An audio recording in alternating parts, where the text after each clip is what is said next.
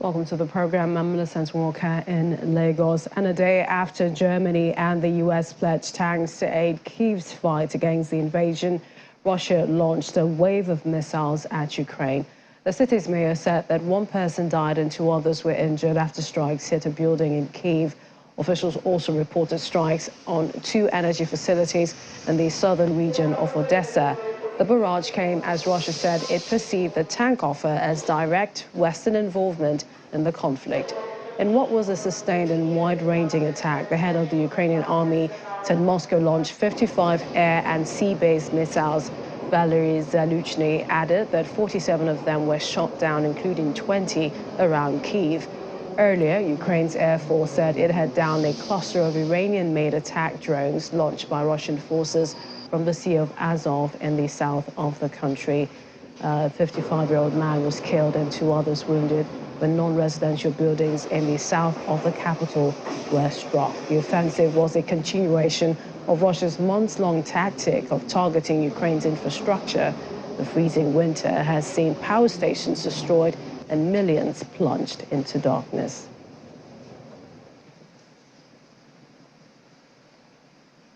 German Defense Minister Boris Pistorius has said he would kick off talks with the defense industry as early as next week to speed up arms procurement and ramp up ammunition supplies. He told reporters on the sidelines of a military exercise in Altengaubau in eastern Germany that his primary task now is to enter into talks with the defense industry with the aim of significantly shortening procurement times. He says, quote, "If you look at ammunition, there is also the issue of quantity. This is another topic that I will raise in my talks with the defense industry, likely as early as next week if the schedule permits." We did not hesitate. We negotiated. We talked to our allies. We talked to our partners and friends about what is the best thing to do now. And that takes time. It is not a decision just to order something in the web or to send something to anybody. It is just a matter of war. It is a matter of trust, and it is a matter of alliance. And therefore we said we negotiate that with our allies, and that took time. And the time is gone, and we took our decision, we made our decision, and here we are. And I think everybody should be satisfied with that decision, because we do what is necessary. Will it be and to fight successfully against the Russian troops. I don't have any hints that it could be too late, because I think we will deliver our Leopards the latest maybe at the end of March. And as everything I know, this is early enough.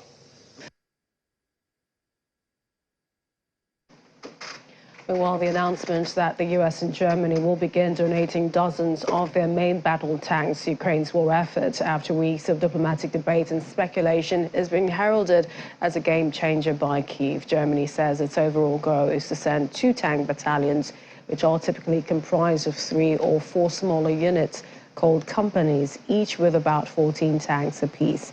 The U.S. on Wednesday said it would send 31 of its most advanced battle tanks, the M1 Abrams. Stephen Biddle, a senior fellow for defense policy at the Center for Foreign Relations and professor of international and public affairs at Columbia University, doesn't expect the latest promised weapons to change the tide of the war.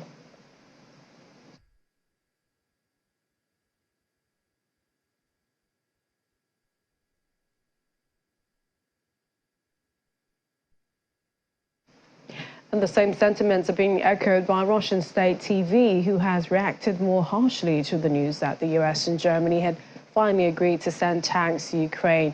Rossiya 24 TV channel broadcast a series of stories mocking the NATO member countries' tanks. In one on-air piece sequence titled "Toothless Cats," a pun on the German-made Leopard tanks, the presenter compared the German-made tanks to more primitive, heavier, less maneuverable, and had a shorter firing range when compared to Russian T-90s. In an on-screening graphic showing a fictional battle between T-90 and Leopard tanks, the news anchor said that half of the NATO platoon would be hit before it even reached the battlefield. Another withering sequence called the US-made tanks battered Abrams, showing footage of the armored vehicles being struck in a number of past battles and highlighting their weak points while showing a blueprint of the Abrams.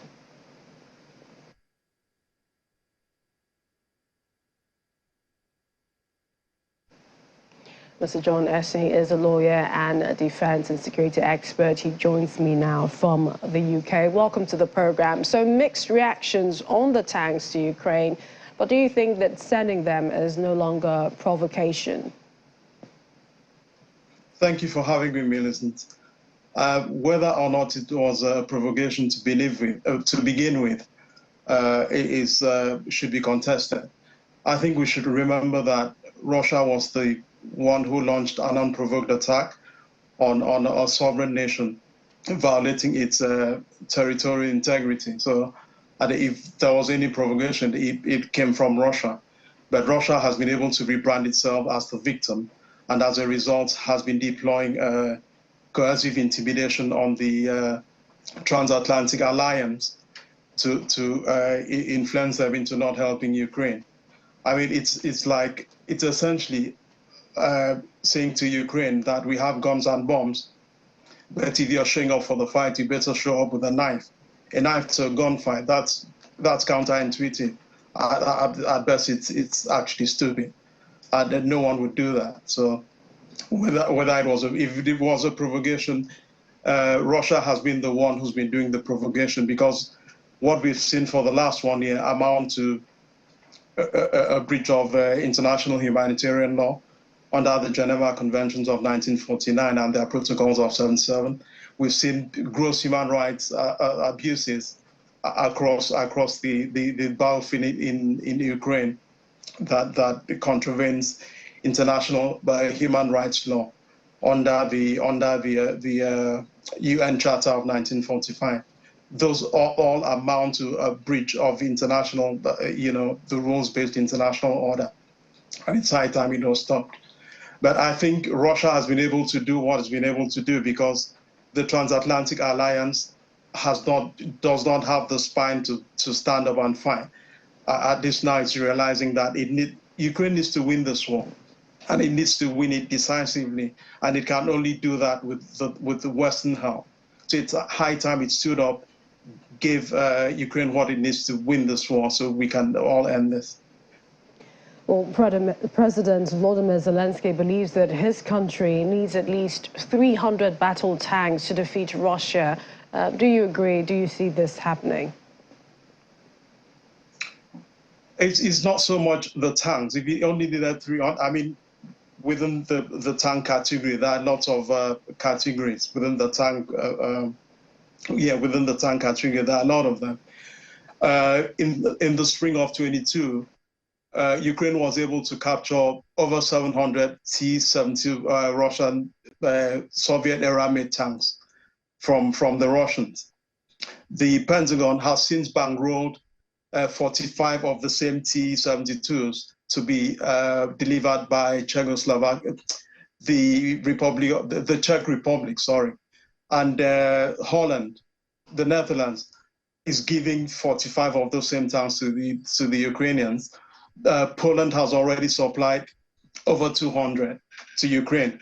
So if it was a matter of just handing them tanks, they would have had more than enough.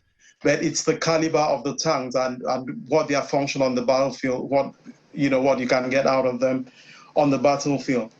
What they actually need are not armored personnel carriers, are not like tanks like the Bradleys that the Americans have promised to give 50, or the AMX-10s from the French, or the German Marders for that matter. What they need are heavy tanks with guns and with armor-plated protection around them, so that the mechanized infantry and the artillery troops that will be manning those tanks can be protected.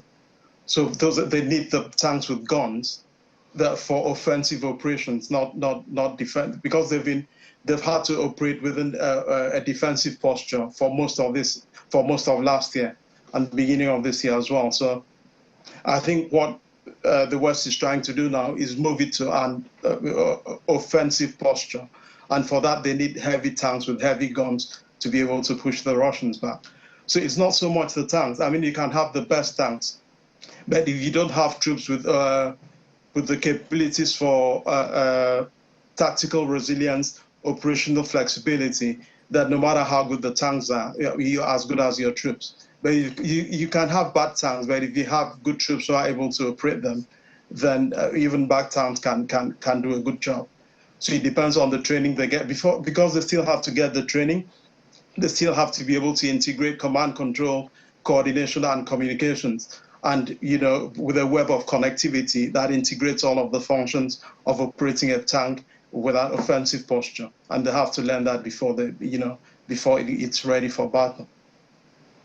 And, with all of this that's happening, Russia isn't happy. They're saying that, the West and sending the tanks, even though they mean nothing, risk escalation, provocation. But does this also mean that other countries, like Iran or perhaps China, can now support Russia and openly too? It will be Russia's and Iran's choice to choose how to support Russia. But one way or another, either covertly or overtly, they're going to support Russia anyway. I mean, these are all, if you mention countries like China, Iran, even North Korea, and of course Russia, these are revisionist states. They are not satisfied with the status quo. So what they want to do is substitute the status quo for their repressive policy priorities. They want to see the world shaped in a way that will suit them to govern with their governance structures. So they will not stop. Whether it's overt or covert, they're prepared to help Russia. Because what they all have in common is the United States as an enemy and being a unilateral hegemon. They want to bring it down and, just take the United States down so they can do what, they can rule the world themselves. So, but I think what they're going to suffer is going to be a robust sanctions regime that is going to try as much as possible to reduce the impacts of whatever they do to help Russia, and that will include maybe restrictions on sales of security and defense apparatus, just to to cut out any impact they might have by trying to help Russia. Mr. John Esse is a lawyer, defense and security expert. Thank you for joining me today. Thank you for having me. Bye-bye. In the meantime, Belarus's VON television, the official news outlet of the country's defense ministry, has aired footage of joint Russian-Belarusian Air Force drills taking place in the country. The published video shows military jets and helicopters simulating air battles above fields and forests said to be around Ruzhany Air Force Training Field in western Belarus, around 37 miles from the Polish border and 56 miles from Ukraine.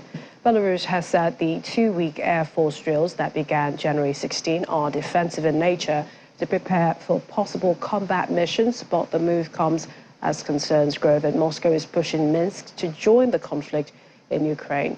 The Kremlin, though, has denied that it has been pressuring Belarusian President Alexander Lukashenko to take a more active role in what Moscow calls its special military operation in Ukraine.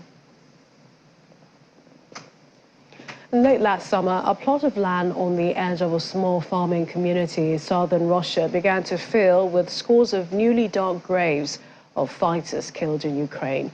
The resting places were adorned with simple wooden crosses and brightly colored wreaths that bore the insignia of Russia's Wagner Group, a feared and secretive private army. There were around 200 graves at the site on the outskirts of Bakinskaya village in Krasnodar region. When local reporters visited in late January, the news agency matched the names of at least 39 of the dead here and at 3 other nearby cemeteries to Russian court records, publicly available databases, and social media accounts.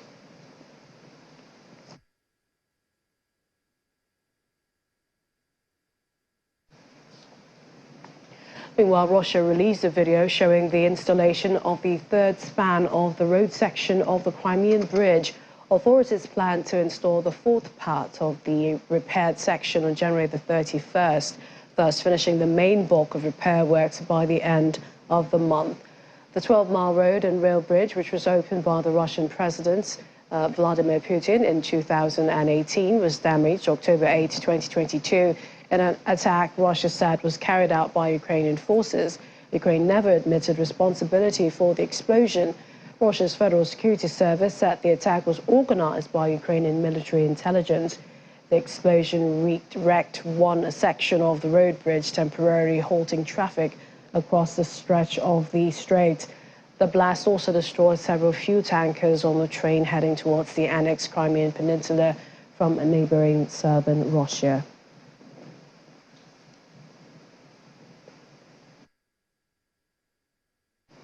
And the United Nations Cultural Agency, UNESCO, has designated the historic center of Odessa a strategic port city on Ukraine's Black Sea coast, a World Heritage Endangered Site. The status awarded by UNESCO panel meeting in Paris is designed to help protect Odessa's cultural heritage, which has been under threat since Russia's invasion of Ukraine. Unfortunately, due to the full-scale Russian invasion to Ukraine, Odessa heritage sites are also under the threat.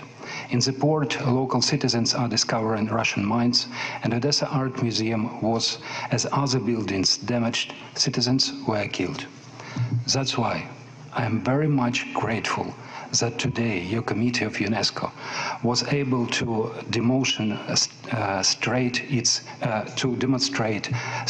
its devotion to the principles of universal outstanding values, to protect multinational historical and cultural heritage that was created by Greeks, French, Italians, Jews, Russians, Ukrainians, Tatars, and other nationalities. Today we witness the funerals of the World Heritage Convention. Under unprecedented pressure of the group of countries, every single guiding principle, including scientific objectivity, was shamefully violated. We reiterate our calls on the Russian Federation to end its war of aggression against Ukraine and to cease its destruction of Ukrainian cultural heritage, tangible and intangible. I think we did the right job today. I wish to congratulate all the members of the committee to make this possible. I think this is a good day for the World Heritage List, and the ultimate goal of which is the protection of the properties. And the dismissal of a dozen top Ukrainian officials shows a lack of trust between Ukraine and its Western partners, highlighting a much bigger problem behind the scenes. Well, that's according to a Ukrainian political expert. Ukrainian President Volodymyr Zelensky Tuesday dismissed a dozen top officials following the country's first major corruption scandal linked to the conflict with Russia.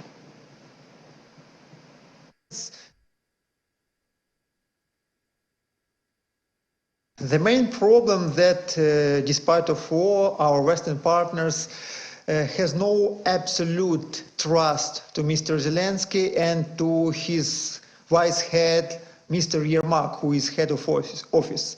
And the topic of Ukrainian corruption, which was used against Yermak, against Ukrainian government, a lot of Ukrainian governors in this situation. This situation, which leads us to the mass dismissal in Ukrainian government, started 3 months ago, when the Western and pro-Western media in Ukraine, which are oriented in United States partners, in Europe partners, and also for ex-Ukrainian President Petro Poroshenko, started a campaign against of many of key governors in the government of Zelensky.